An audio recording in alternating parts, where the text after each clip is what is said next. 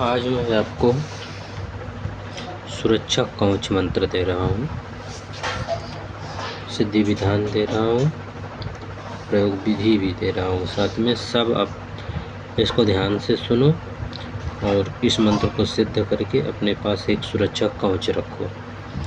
तो साधक कहीं भी जाए, रात में सोते समय इस मंत्र को पढ़कर अपने आसन के चारों तरफ घेरा लगा लें। कहीं भी साधना करें या कहीं सो रहे हैं, समस्याएं कहीं भी आ सकती हैं, या तो जल की पतली धारा से घेरा बना लें। ठीक है, ऐसा करने से फिर उसके भीतर ही निश्चिंत होकर बैठ जाए, कोई दिक्कत नहीं आएगी। चाहे सो जाएं, लेकिन उसको कोई लाग करके जा नहीं सकता है, अंदर में इतना साहस नहीं है। भले ही वो दूर खड़ा साधक को देखता रहे, परंतु उसके अंदर उसके शरीर को स्पर्श कर नहीं सकता है। इस प्रकार यह मंत्र प्रत्येक साधक को प्रत्येक स्थान पर सुरक्षा बनाकर आपदाओं से मुक्त रखता है। दोष स्थान पर भी हो सकता है, लेकिन अगर आप जल का छींटा मारते हैं तो उस दोष से मुक्ति हो जाता है इस मंत्र से मंत्रित करके। तो सबसे पहले गिनती करें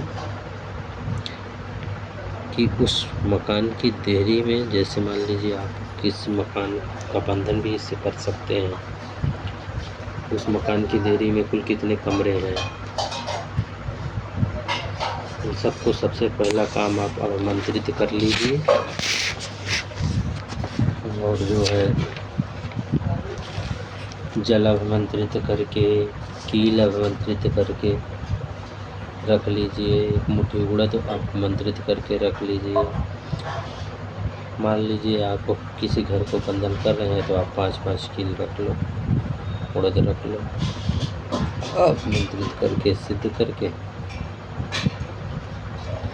और फूंक मारो। और एक कील को 5-5 बार फूंक मार करके उड़द के साथ में दबा दो, जहाँ भी ठोक दो कील को। और अगर आप बाहर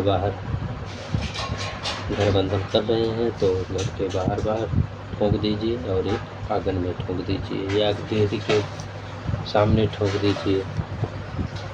वो साधक लोग जानते हैं, उस हिसाब से। इस मंत्र से हमारा कुल कहने का मतलब है कि मंत्र से आप घर बंधन भी कर सकते हैं।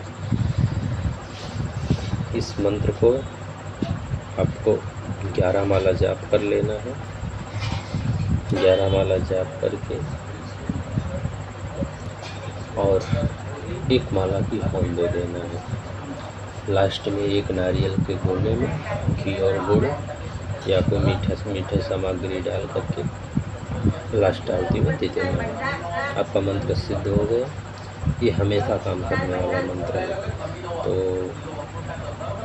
इससे आप अपनी भी सुरक्षा कर सकते हैं, किसी का घर है या अपना घर बंधन भी कर सकते हैं।